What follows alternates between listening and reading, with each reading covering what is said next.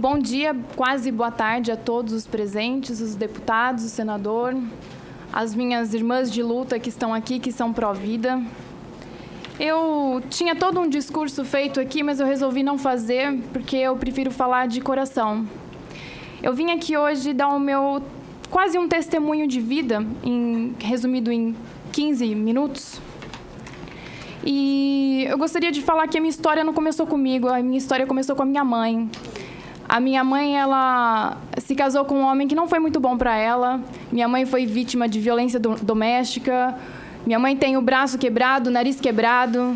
Minha mãe foi estuprada pelo meu pai diversas vezes. Engravidou 3 vezes e, com muita dignidade, pariu os 3 filhos. Eu sou muito grata à minha mãe porque ela assumiu a responsabilidade de seus atos e não pensou em abortar, mesmo em todas as dificuldades muito ruins que ela passou na vida. Eu vim de um lar completamente desajustado e violento. Tenho um irmão, as pessoas não sabem, eu tenho um irmão que é adicto em crack. Sofri muito na mão dele, junto com os meus pais, que ainda sofrem. Apanhei muito, meus pais apanham, dele até hoje. Sofremos muito com esse tipo de problema. Saí de casa cedo.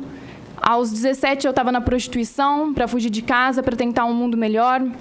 E nesse contexto todo eu conheci o feminismo.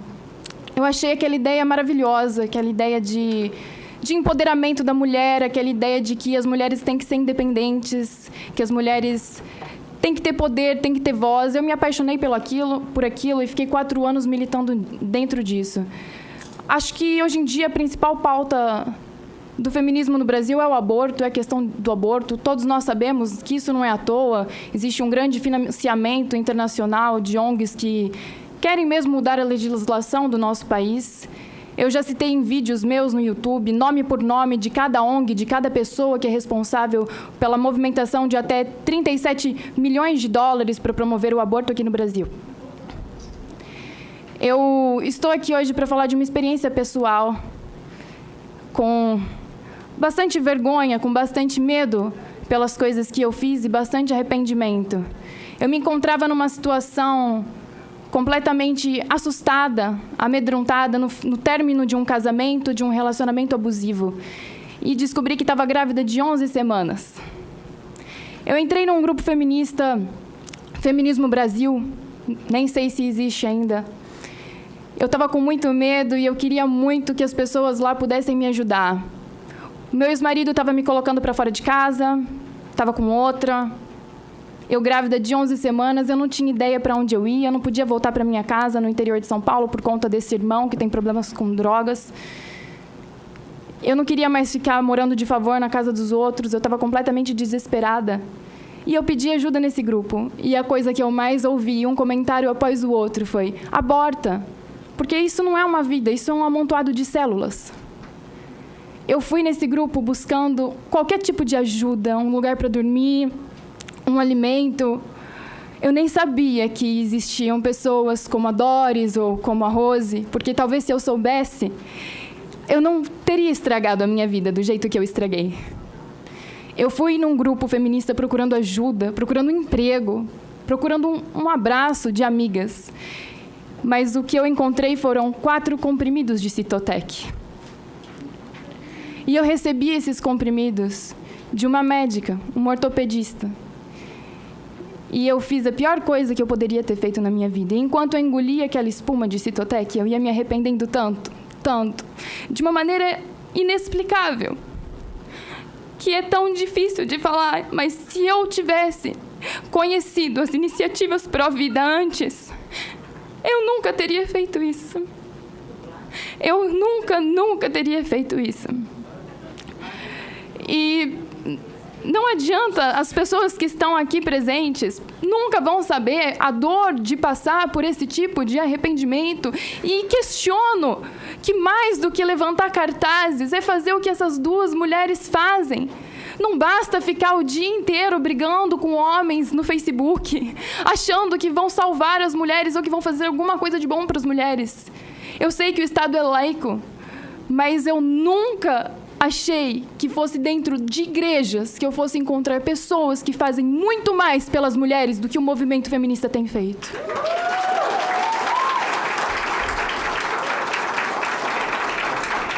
E o incentivo que o movimento feminista faz, a facilitação a esse tipo de crime, é muito grande. Eu venho aqui hoje para fazer uma denúncia.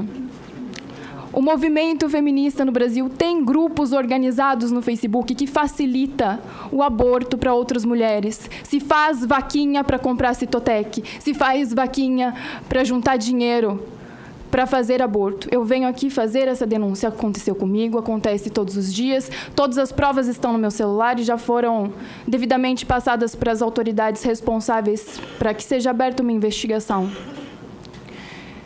Não é fácil conviver com essa culpa e eu não desejo isso para nenhum tipo de mulher. Eu não sei o que tem na cabeça das pessoas de incentivar tal ato brutal e monstruoso, sem saber como que a mulher vai ficar depois. É muito fácil você dar Citotec para alguém, é muito fácil você incentivar o aborto, é muito fácil você dizer que isso é só um aglomerado de células, desconsiderando completamente qualquer emoção ou qualquer sequela emocional ou física que a mulher vai ter depois disso. Eu não durmo à noite. Eu tenho sonhos.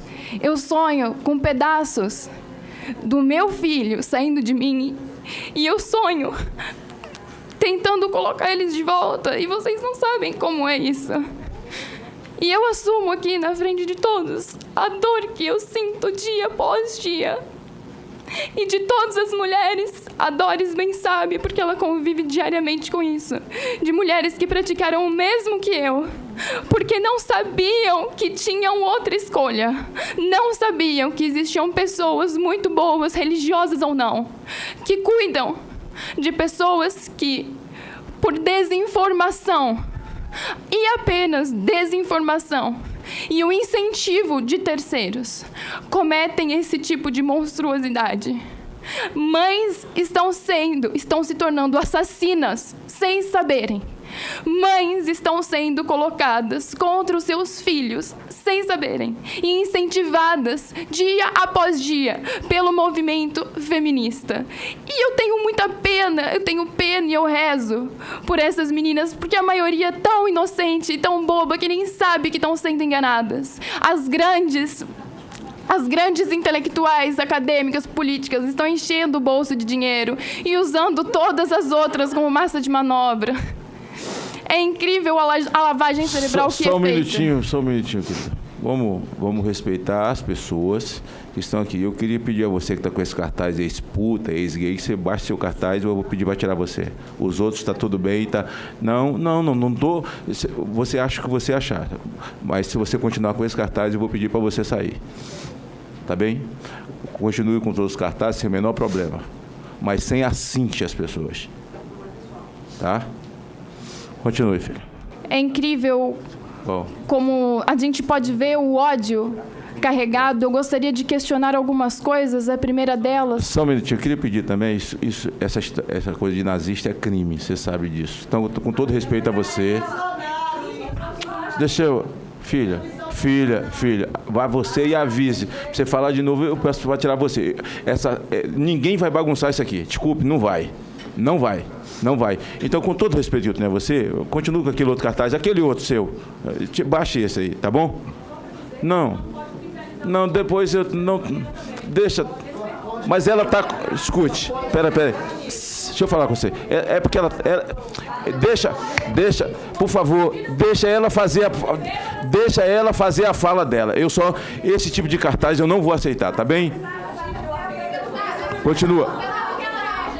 Não tem pela ordem, não, filha. Você não tem palavra aqui, não. Desculpe, não tem nada de pela ordem.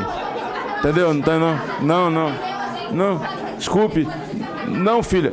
Vocês vão ter a palavra. Tem três aqui escritos para ter a palavra. 3 vão ter a palavra. Só. Continue.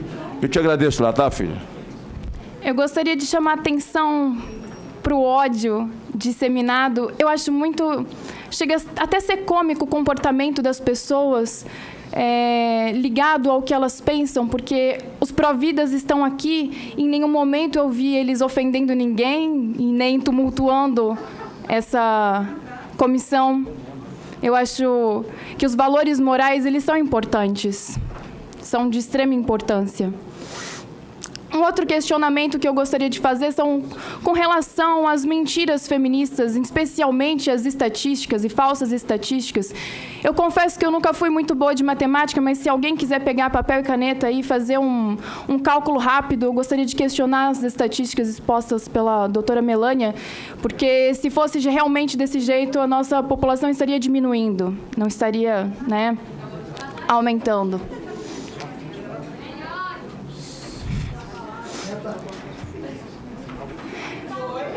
É um pouco constrangedor vir aqui e abrir o meu coração e todas as coisas que eu fiz, especialmente essa sobre o aborto, que para mim é tão pessoal, na frente de pessoas estranhas, na frente de pessoas que discordam do meu posicionamento.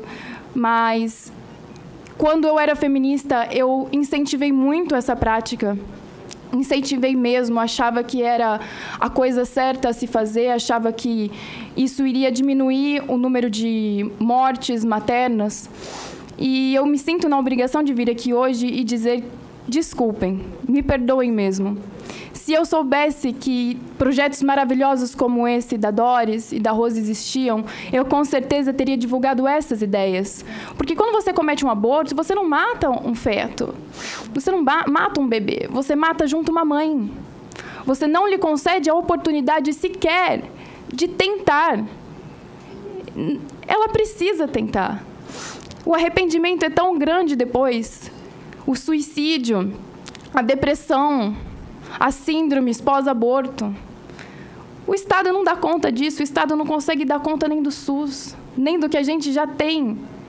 E agora quer dar conta de aborto. As pessoas precisam pensar um pouco mais no sentimento uma das outras. Isso é uma coisa de extrema importância. Eu acho que o movimento feminista só quer legalizar o aborto, fora a parte de financiamento, por questões de ego, porque existem tantas outras pautas importantes que estão sendo deixadas de lado. Eu vejo cada dia mais o feminismo falando só de aborto. Nós temos turismo sexual, exploração sexual, violência doméstica, violência obstétrica.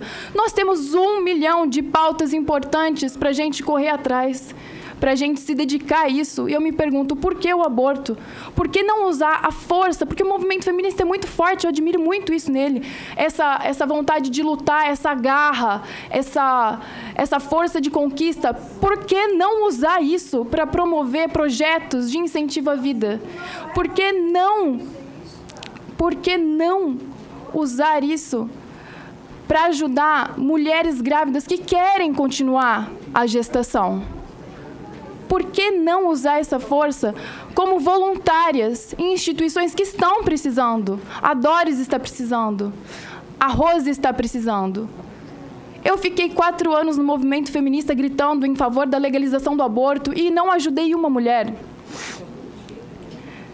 No último final de semana, eu estive numa igreja no Rio de Janeiro, fiz uma palestra lá e consegui 300 quilos de alimento para as grávidas que ficam lá na casa de amparo da Doris. E eu acho que as pessoas tinham que se atentar um pouco mais a isso.